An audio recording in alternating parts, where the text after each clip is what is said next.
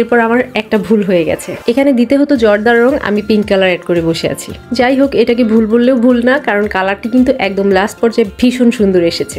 আসসালামু আলাইকুম, hello everyone, কেমন আছেন সবাই? আমি আছি আলহামদুলিল্লাহ ভালোই।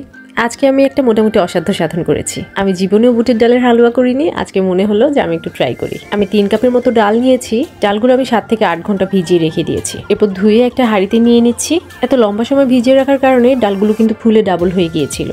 এবার আমি দুধ দিয়ে ডালগুলো সিদ্ধ হতে দিয়েছি, সাথে আমি হালকা একটু লবণ দিয়েছি। আমি কিন্তু ঢেকে দেওয়ার পর একদম 20 মিনিট পর্যন্ত ঢাকনা না সরিয়ে রান্না করেছি। 20 মিনিট পর আমি চেক করে দেখছি না, আমার ডালগুলো এখনো সেদ্ধ হয়নি, আরও কিছুটা সময় লাগবে। আমি একটু নেড়ে ঢেকে আরও অপেক্ষা করব 20 থেকে 25 মিনিট। মোট কথা যতক্ষণে ডালটা সিদ্ধ না হয়ে যাবে, একদম দুধগুলো টেনে আসবে, ততক্ষণ পর্যন্ত এটাকে রান্না করতে হবে। আমার মোটামুটি হয়ে গেছে। আমি আবার এগুলোকে একটি বাটিতে তুলে নেব। ডালগুলো কিন্তু একদম শুকিয়ে ফেলিনি, কারণ ব্লেন্ড করতে হবে, সেখানে হালকা একটু পানির দরকার আছে। এবার আমি এটাকে ঠান্ডা হতে রেখে দিয়েছি। এই যে একদম সেদ্ধ হয়ে গেছে, ঠান্ডা করে ইজিলি ব্লেন্ড করে নেওয়া যাবে। এই যে আমি এবার ব্লেন্ড করে নিয়েছি। এমনভাবে ব্লেন্ড করতে হবে যেন কোনোভাবেই দানা না থাকে। এবার আমি হাঁড়িতে 3 টেবিল চামচ পরিমাণে ঘি দিয়ে নিচ্ছি। ঘিটা একটু গরম হয়ে আসলে এখানে আমি ব্লেন্ড করে রাখা বুটের ডালগুলো অ্যাড করে দিচ্ছি। এবার খুব ভালো মতো ঘিয়ের সাথে মিক্স করে নিতে হবে। আমি এই কাজটা স্টার্ট করার আগে আমার কোনো আইডিয়া ছিল না এই মিক্সিংয়ের কাজটা যে কতটা কঠিন, কারণ হালুয়া বানাতে গেলে যদি নিচে কোনোভাবে লেগে যায় তাহলে ওটা খেতে একেবারেই ভালো লাগে না।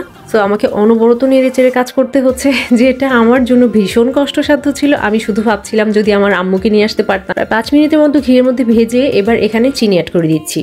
চিনি আমি 1.5 কাপ পরিমাণে নিয়েছি। আপনারা বুঝে শুনে চিনিটা অ্যাড করবেন, যে পরিমাণে মিষ্টি খেতে চান সেই অনুযায়ী চিনি অ্যাড করবেন। এবার আবার মিক্সিংয়ের পাল্লা, মিক্স করো, যেটা খুবই কঠিন। ওরে বাবারে, আমার হাত টাত সব ব্যথা হয়ে গেছে। আমি এর মধ্যে আম্মুকে ফোন দিয়ে বলছিলাম, আম্মু এটা এত কঠিন কেন?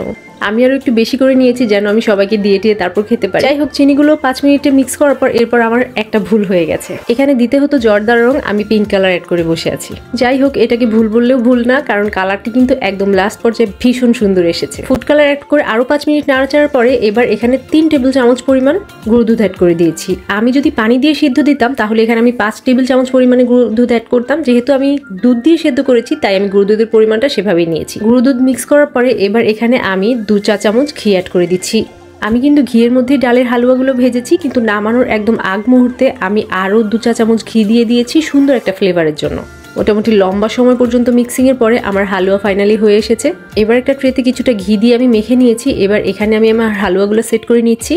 স্মেলটা কিন্তু ভীষণ সুন্দর এসেছিল। ঠান্ডা না হলে ভালো লাগবে না, না হলে আমি কিন্তু এখান থেকে নিয়ে খাওয়া শুরু করতাম। বুটের ডালগুলো ট্রেতে সেট করার সময় আমার মনে হয়েছে এটা বুঝি আরো বেশি কঠিন কাজ। তখনও বারবার আম্মুর কথা মনে হচ্ছিল, মানে কোনো কঠিন পরিস্থিতি পড়লে আমার আম্মুর কথা মনে হয়। আম্মুর কাছে যে কোনো কঠিন সমস্যার খুব সহজ সমাধান থাকে। আমার মনে হচ্ছিল ডালের হালুয়া করতে গিয়ে আজকে আমি আমার নিজের হালুয়া টাইট করে ফেলেছি। এতটাই কঠিন মনে হয়েছে। মানুষ তো দেখি খুব ইজিলি করে ফেলে, আসলে ভিডিওতে সবকিছু খুব ইজিলি মনে হলেও আসলে এত ইজি না। আজকে আমি আরো একবার প্রমাণ পেলাম। আপনারা জাস্ট কালারটা দেখুন, কালারটা কিন্তু ভীষণ সুন্দর এসেছে। আমি আসলে ভাবিনি, আমি তো ভেবেছি একদম পিঙ্কিশ টাইপ হয়ে যাবে, কিন্তু আলহামদুলিল্লাহ মোটামুটি সব ঠিকঠাক ছিল। একটা ট্রাই করি, পারছি না আর। গরম গরম বিসমিল্লাহ বলে খেয়ে নিলাম। মাশাআল্লাহ, আমার হাতে হালুয়া ভালো হয়েছে মনে হচ্ছে। এবার একটু ডেকোরেট করে নেই। উপরে বাদাম দিয়ে ডেকোরেট করে নিচ্ছি। আপনারা যে কোনো ধরনের বাদাম দিতে পারেন। আমি কিন্তু বাদাম দিয়ে খুব একটা পছন্দ করি না, আমার হাজবেন্ডের ভীষণ পছন্দ, ওনার জন্য বাদাম দিয়ে করে নিলাম। আর আমি বাদাম ছাড়াই খাবো। সবাই যখন বলে খুব সহজেই বানিয়ে ফেলুন বুটের ডালের হালুয়া, আসলে কথাটা এত সহজ না, ভীষণ কঠিন। ভালো থাকবেন সবাই।